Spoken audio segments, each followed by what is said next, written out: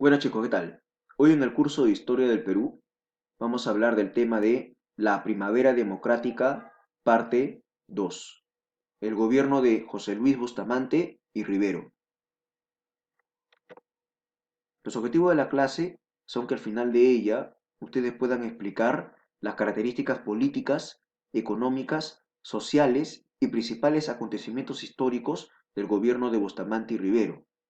Van a poder explicar las causas para el golpe de Estado de Manuel Odría al gobierno de Bustamante y Rivero. Primero vamos a ubicarnos en el tiempo. Recuerda que la Primavera Democrática es un periodo en la historia del Perú posterior al tercer militarismo. Se llama Primavera Democrática porque no van a gobernar militares, ya no van a ser dictaduras, como sí lo fueron los gobiernos previos de Sánchez Cerro y de Óscar Benavides. ¿Sí? Recuerda que en la Primavera Democrática gobiernan dos presidentes. Ya hemos estudiado en su clase respectiva al primer gobierno de Manuel Prado Ugarteche. Ahora vamos a estudiar hoy al gobierno de José Luis Bustamante y Rivero. También recuerda que este periodo de la Primavera Democrática dura 9 años, de 1939 al año 1948. Elecciones de 1945. El presidente Manuel Prado Ugarteche convoca a elecciones presidenciales, donde los dos candidatos más votados van a ser Eloy Ureta y José Luis Bustamante y Rivero. Eloy Ureta, recuerda, este señor había participado en la guerra con Ecuador del año 1941. Él había dirigido el agrupamiento del norte y había pues logrado la victoria en la batalla de Zarumilla, donde las tropas peruanas ingresan a territorio ecuatoriano e incluso nosotros los peruanos ocupamos la provincia sureña de Ecuador, El Oro. Eloy Ureta pertenecía al partido de la Unión Revolucionaria, que como bien debes recordar, la Unión Revolucionaria pertenecía o tenía una tendencia ideológica fascista. ¿Sí? Recuerda, la Unión Revolucionaria tenía una tendencia ideológica fascista. Era precisamente el partido de Sánchez Cerro, ¿ya? De Luis Antonio Flores, ¿ya? Entonces, por esta razón, ¿ya? El partido de Eloy Ureta no tenía mucha fama, ¿ya? Debido a su tendencia fascista. Por otro lado, tenemos al otro candidato, a Bustamante y Rivero, el cual tenía pues un discurso más moderado, un discurso que no era fascista, sino todo lo contrario, antifascista. ¿Sí? Se oponía a los gobiernos fascistas en el mundo como el régimen nazi en Alemania y el régimen fascista en Italia. Bustamante y Rivero pertenecía al Fredena. ¿Qué significa Fredena? Frente Democrático Nacional, también conocido como el FDN. El FDN es el Fredena, Frente Democrático Nacional. Era la agrupación política a la cual Bustamante y Rivero pertenecía. Esta agrupación política, de ahí viene el nombre de agrupación, estaba constituida ya por varios partidos políticos que van a apoyar a Bustamante y Rivero en contra del fascista Eloy Ureta, ¿sí? Entre estos partidos políticos que apoyan a Bustamante y Rivero, tenemos al partido aprista. El APRA apoya a Bustamante y Rivero. Es más, Bustamante y Rivero llega al poder gracias al apoyo de los apristas. ¿Cuál era el discurso, o mejor dicho, perdón, cuál era la frase de campaña política de Bustamante y Rivero? Era la siguiente: si quieres comer bastante, vota por Bustamante. Si quieres hacer dieta, vota por Ureta. Con esta frase de campaña nos decía todo, ¿no? ¿Sí? Nos decía que si quieres tener una estabilidad económica ya a futuro, debías votar por un candidato de confianza que era Bustamante y Rivero. Caso contrario, si no querías tener esta estabilidad y si querías poner en riesgo tu economía, tenías que votar por Ureta, ¿sí? Porque querías hacer dieta, según como dice la frase de campaña. Al lado izquierdo podemos ver un anuncio público donde se hacía un llamado a los intelectuales antifascistas para apoyar en las elecciones del 45 al candidato democrático, al candidato Bustamante y Rivero. Vamos a leer qué dice o qué nos dice este anuncio.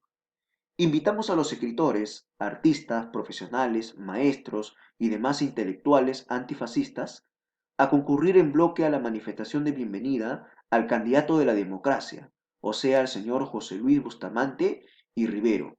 Lima, 7 de abril del año 1945, unos días antes de las elecciones de dicho año. ¿Sí?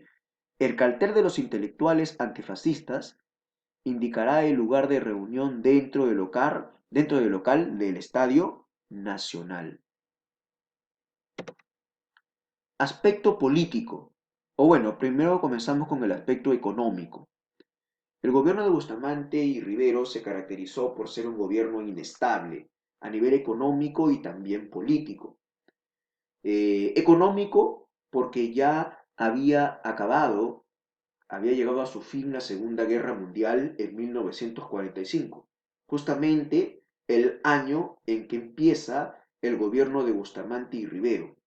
Por lo tanto, el Perú se va a ver perjudicado, porque al terminar la Segunda Guerra Mundial, también se pone fin a ese esplendor, a ese auge de aumento de las exportaciones de materia prima, como la quina, el algodón, el petróleo, el caucho.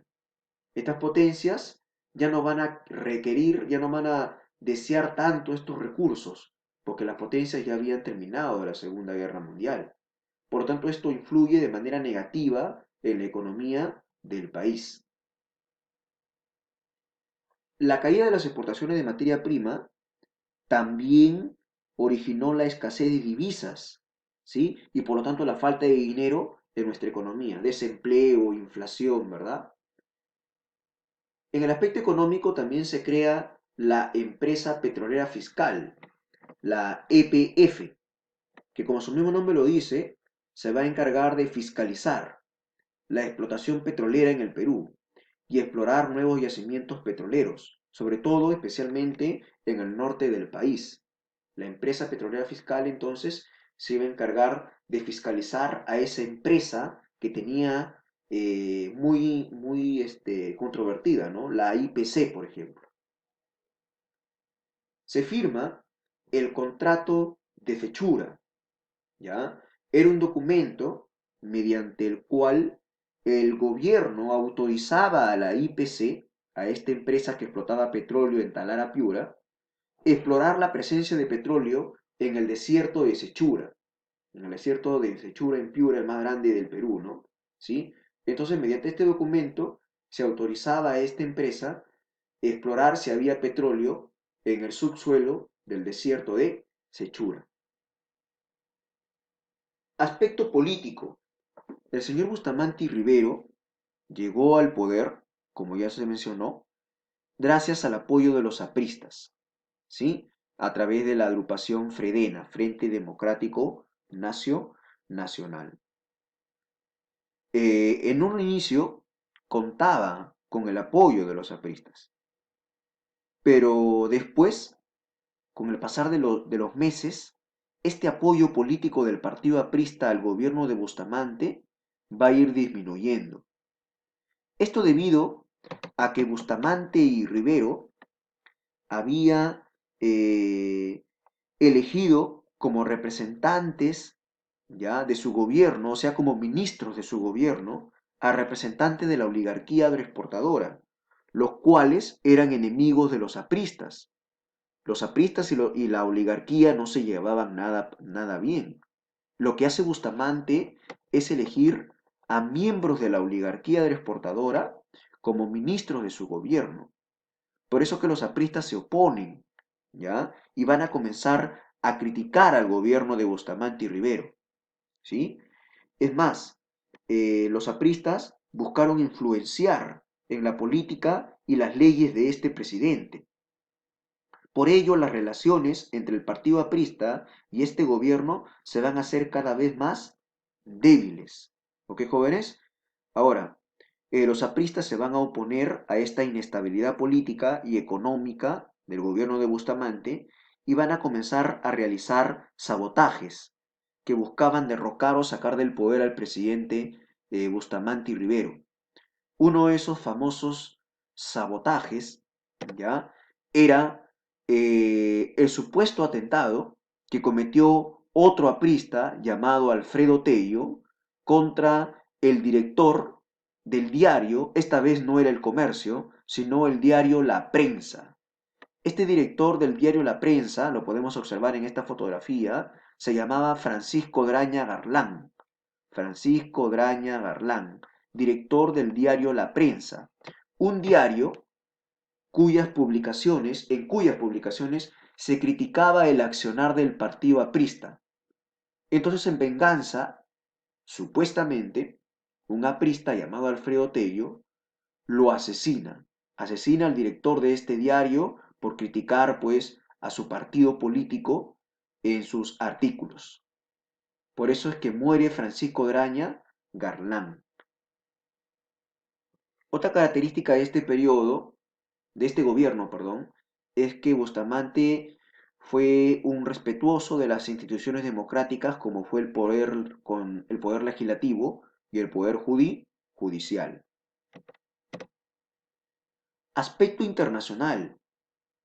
En el año 1945, terminada la Segunda Guerra Mundial, el Perú se adhiere o se incorpora a la ONU, la Organización de Naciones Unidas, que como tú bien sabes, se encarga pues de promover la paz a nivel mundial.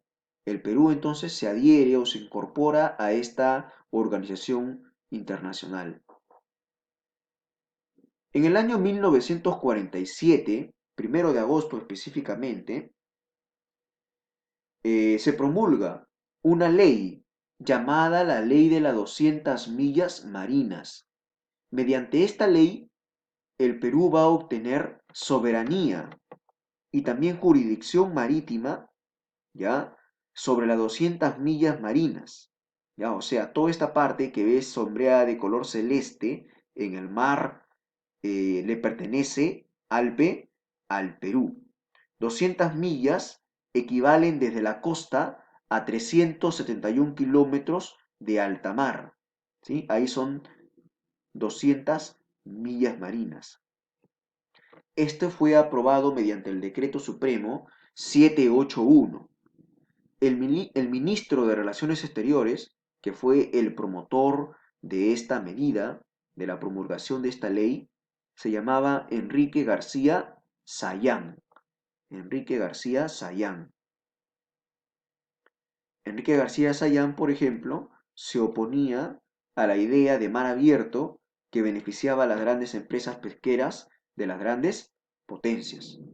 Eso se recuerda, en el gobierno de Bustamante y Rivero, el Perú se incorpora a la ONU y también se promulga la ley de las 200 millas marinas, mediante la cual el Perú va a obtener soberanía en el mar, desde la costa hasta 371 kilómetros de alta mar.